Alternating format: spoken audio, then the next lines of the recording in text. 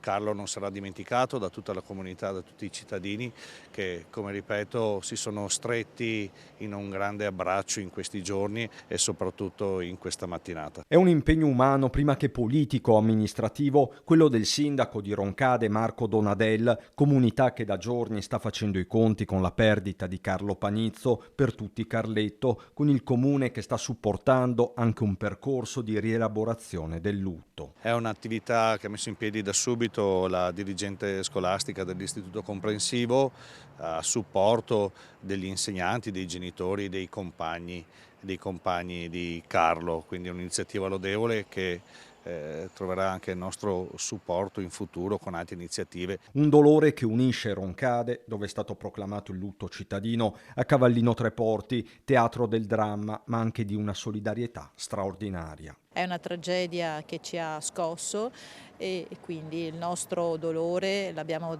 manifestato venendo qui oggi e anche confidando che la fede possa dare serenità a questa famiglia. Che il grazie del papà sia condivisibile e noi ringraziamo la famiglia per il grande messaggio che ci ha comunicato oggi di speranza. A salutare Carletto, poi la comunità evangelica di Santa Bona con il suo coro che ha intonato i canti che tanto piacevano al piccolo.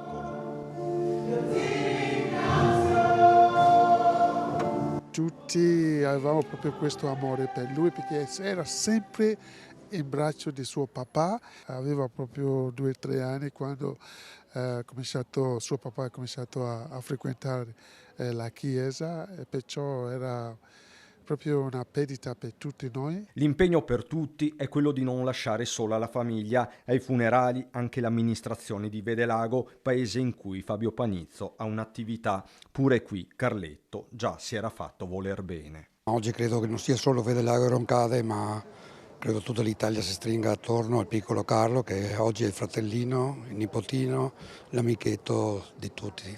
Quindi forza la mamma e papà, giorni duri, cercheremo di stare vicino